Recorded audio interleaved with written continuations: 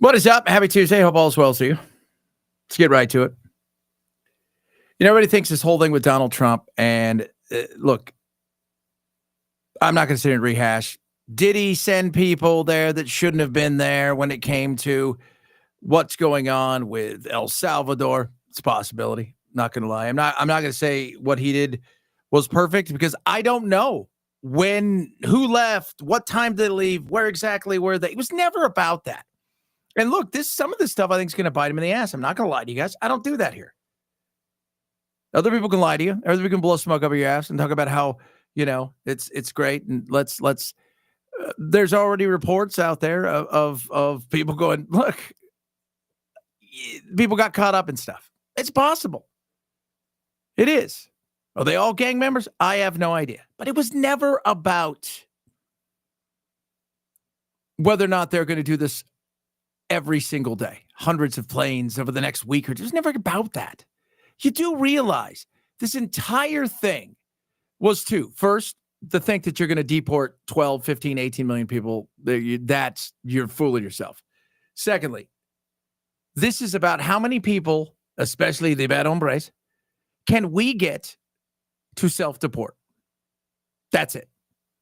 How many people can we absolutely scare the shite out of who don't want to be wearing those white T-shirts and the white boxers with their heads down inside of a sterile room with a bunch of other guys who are killers for the next 15, 20, 30, 40, 60 years in El Salvador, working all day in a place where they keep the lights on 24 hours a day, eating with your hands. The alternative is leave now or else. That's what this was about. This entire thing was about, can I scare enough shite out of people? Do I think he's going to win in the Supreme Court? No, I don't know. I have no idea. I don't know. With this Supreme Court, I have no idea. Maybe he does. Maybe it's 9-0. Maybe it's 6-3. Maybe it's 6-3 against him. I have no idea. It's about the optics. People could still sneak into this country. They're terrified to. They are. They're terrified because they understand the sheriff that's running this place now, he don't take no shit, and he don't want to play any games. So if we can get you going the opposite direction, especially the bad hombres, we can deal with the rest a little bit later. So they put together a new app, which, by the way, they spent $200 million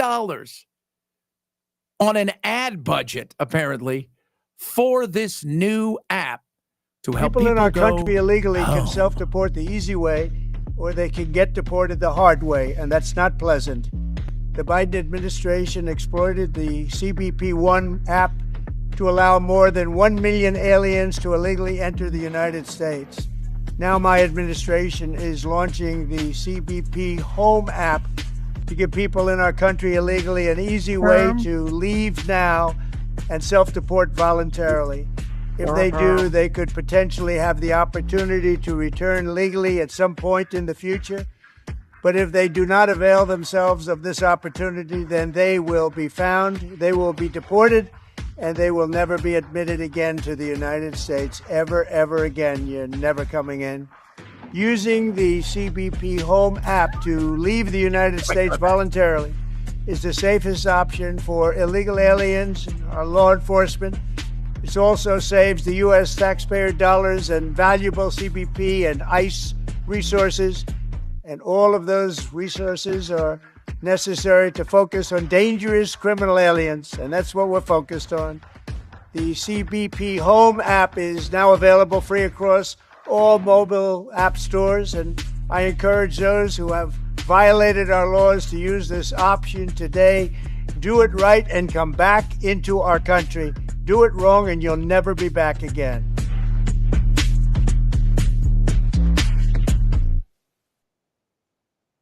There you go. Do it yourself. It's absolutely Dry it up. Make it so they're terrified. They get swept up in something. The chances of them being stuck on an airplane going to a faraway place like El Salvador, which is nowhere near Venezuela or Chile or wherever else, and they're sitting in those jail cells. If you've never seen that place, let me tell you about it. 24 hours a day, lights are on. Sterile. I mean, absolutely nothing there. You have what you have on you. There's no blankets. There's no pillows. There's no utensils you eat with your hands, and your 2 meals a day, which are the exact same. There are 2 toilets in a room with a bunch of people. This is not somewhere you want to be. This is about terrifying people so they get the hell out of there, especially the bad hombres. Now, will it work? I think it'll work to a certain extent. I mean, like anything, it's going to work. People are desperate. They're willing to come here because of what this country offers, and they're willing to do that, and they're willing to put themselves in a position where they're willing to walk days, weeks, and months, and potentially die at the hands of coyotes, of the cartel members, of banditos, of just the elements. So, is it possible that people are going to stay? Of course there is. Of course, there's going to be a possibility of people staying. That being said, this was as much about making people feel like, oh, we're going hard at it. Look at us. And at the same, in the same sense, also making people go, hey, you don't want to be over there. So why don't you get the hell out of here? Maybe one day you can come back. You know you're never coming back. You're not. And if you've never seen this place, it's called CCOT. Go check it out. It's, parts of El Salvador are this beautiful, lush area, and there's this giant, huge building. And getting into it, they've got phone jammers. I mean, this is a place they send you where you're never heard from again. Bye-bye kind of thing. That's what this is. So, that being said, yeah, there's fears. I want due process. I want to make sure that these people that are sent somewhere and used, that we know exactly who they are, what they've done. No, of course you do. But this was as much about what comes afterwards as this situation. And we'll find out on Friday after the judge, finally hears what the government has to say and who were these people? Are you sure they were this? You've already heard, you're going to hear. And I've said there's going to be people caught up into it. Not that they're not here illegal and they can't be deported, but they shouldn't have been deported there. And they're not gang members, because that's pretty much what this entire place is. The gang members are 18th Street Barrio, MS-13, and now Tren de Aragua. And so we'll see what happens. But this was as much about what comes afterwards, which is, oh my God, we better get the F out of here. Moving on. Guess what? Not a shocker. Yeah, kids, U.S. aid not going anywhere. Judge says no. Look, did I expect this to happen? Yeah. Everything that Elon, everything that Trump, everything that this administration is going to do is going to be challenged. The courts will decide so much of this. You throw a bunch of stuff against the wall, see what sticks. Some stuff does, some stuff doesn't. This is one of those things where people are saying, well, Elon overstepped. He constitutionally had no right to do it. He's got to restore access, et cetera, et cetera. And we'll go from there. I have said from day one, Elon is running up against something that he is absolutely, like many other people, has no idea what he is going up against, which is the powerful unions that over decades and decades of going out and courting government. Government is the biggest lobbyist of government, and they have gone out and they have put together something where it is airtight, and the opportunity to get to really knowing I'm going to go to court and we're going to win a lot of these things. Now, they're going to win everything. The unions in some of these areas, they're not going to win everything, but they're going to make it hell for there to be any change. And this is the first of many. And like the thing we just talked about with immigration and the Aliens Act, this is also going to end up at the Supreme Court. But I'll tell you this, and I mean this wholeheartedly. We're going to talk tomorrow about Social Security and the reality of the fact that nobody wants to tackle Social Security. And when you don't want to tackle Social Security, you want to put your head in the sand like an ostrich. It's eventually going to get to a point where it doesn't function, it doesn't work, and it has no money. And then everybody's going to scream, whine, and yell, what the F happened? Because nobody wants to deal with the reality that we have too much waste. We have too much money that is spent on absolute horseshit. Too many people out there who have NGOs who get crap about, can we see if a dolphin's transgender, and maybe if it juggles, will it decide at that point in time if it's female or male? It is ridiculous, but it's just a small part of what's out there. And we need to address things in a much different way. And the first thing is being honest with each other that we may have to have a serious come to Jesus moment about how much money we've wasted, spent, and borrowed, especially against our future, our kids' future, if we're going to actually tackle some of these issues. Speaking of Doge, Chuck Schumer, I'm going to play a little bit. It's about 2.5 minutes long. And I said the other day, am I a fan of Chuck Schumer? I don't know Chuck Schumer. Could be a nice guy for all I know. But he was on The View, and he's getting blasted for all of these things. And I said when he did it, as did several other people out there, you know, Republicans, you scream and, yeah, shut the government down. He recognized. Well, everybody's mad at him, and they want him gone. And they're, you know, today, there's Sonny Houston and everybody else. You failed, everybody. You should fight harder. You should have shut the government down, blah, blah, blah, blah, blah. Yeah, do it. Because he recognized the minute you shut the government down, you're going to be in a position where, oh, my God, Trump and Elon in their mind running free like two kids inside of a giant house with money and nothing to do but time on their hands, no supervision. They're going to screw everything up. And he recognized I knew it was that. A difficult choice, and I knew that I'd get a lot of criticism for my choice. But I felt as a leader I had to do it. Here's why. The CR bill was bad, no question. And it allowed a slush fund, which allowed money to be pushed around. Explain it for the people who don't know what There's CR means. CR means continue the government spending. Right. A shutdown, the alternative is cut off the government spending. And here's what would happen if we cut off government spending. It would be devastation like we have never seen. Worse than we're seeing now? Much. Here's why. That's why I did it. I wasn't going to take this flack just for having a lot of fun. Mm-hmm. The bottom line is a government shutdown works like this. All government spending is stopped, all. And then the executive branch, Trump, Musk, Doge, and this really evil man people don't know about, Vote, who's head of OMB, his name is Vote. What's OMB? What does OMB mean? OMB is the Office of Management Budget, which determines the spending. And they could cut off anything they want simply by saying it's not essential. So, day two.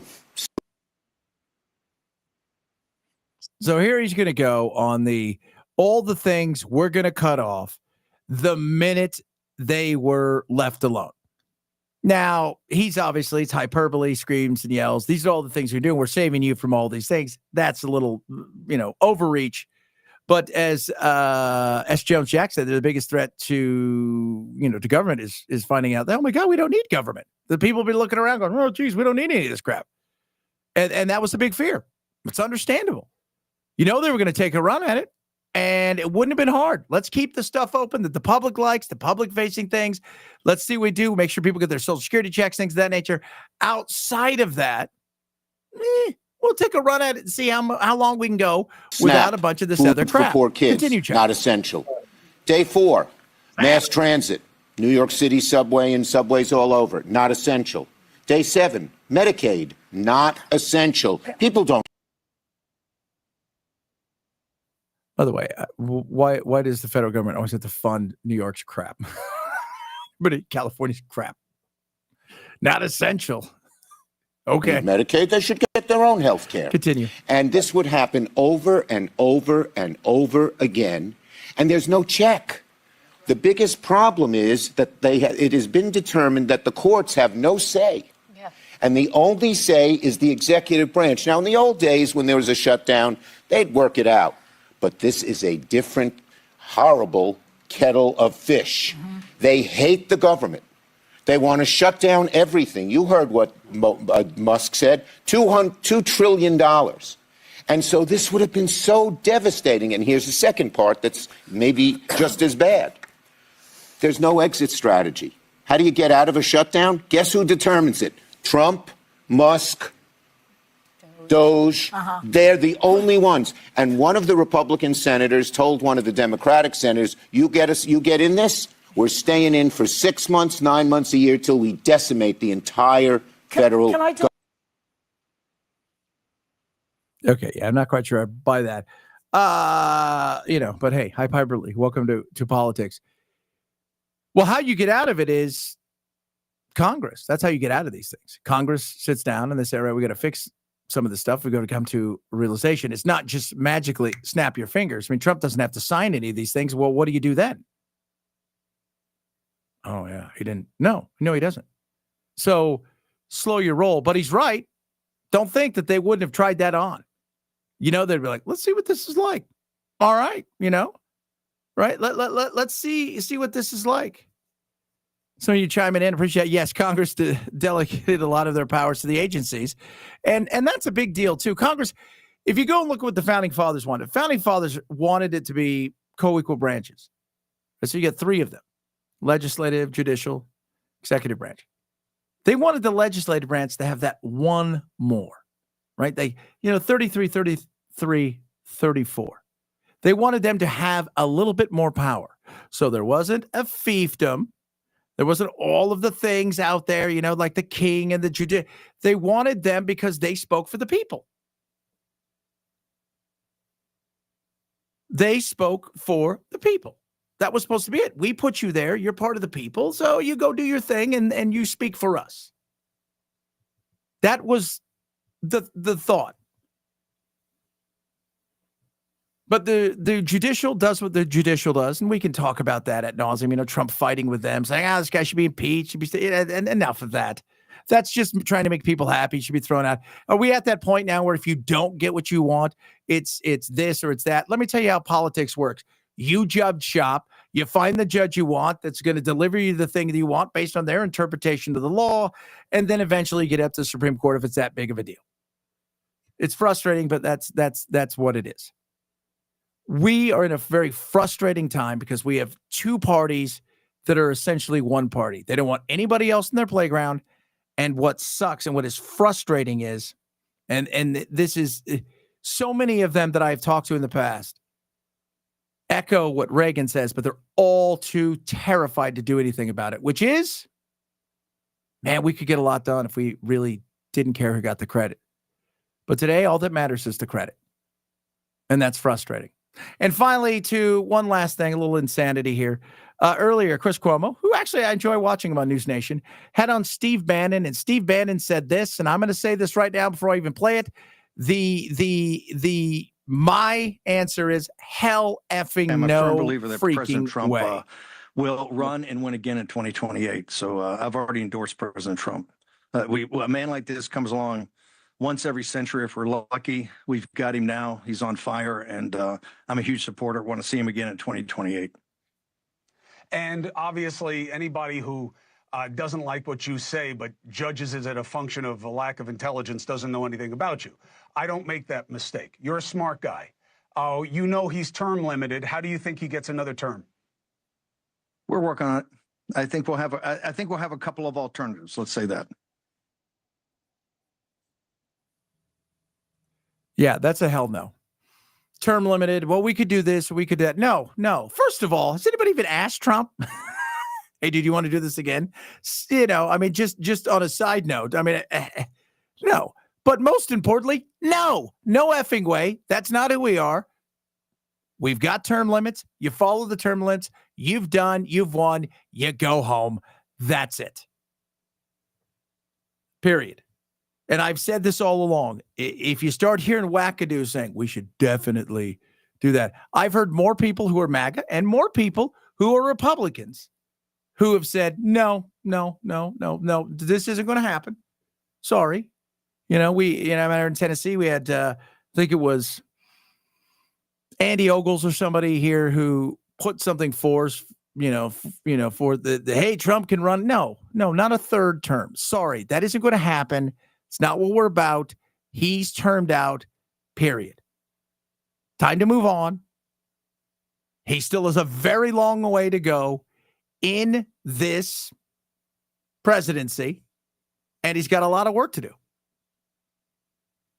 Yes. Somebody's like, I don't want to see that. Another person, Big Red said, hey, he's going to be really old. Yeah, there's that too.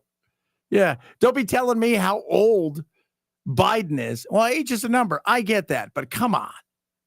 Enough of that. People buy that. You're freaking trolling yourself and you're full of it. Enough.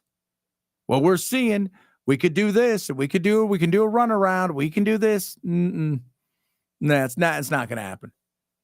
Sorry. I mean, that is, and I think a lot of you feel that way, even if you support Trump and you love Trump. And I work with some guys who are absolutely the biggest MAGA people. My uncle, God bless you. Love you, Paul. He's the biggest MAGA guy out there. And he's like, no, never going to happen. Nor should it. The thought of it is insane. It is. All right, you guys have a blessed rest of your night. Sorry it's a little bit late tonight. I was doing so much crap today. You run around doing all kinds of stuff, meetings, this, that, and the other. Back tomorrow. Again, show tomorrow morning.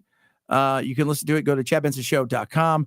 Broadcasting live the radio show from 6 a.m. to 9 a.m. Pacific, 9 to noon on the East Coast. Grab the podcast as well. And if you're watching on YouTube and everywhere else, like and subscribe. You guys have a great rest of your night. And, well, it's a little bit late for some of you. Otherwise, I'd say go get some freaking tacos.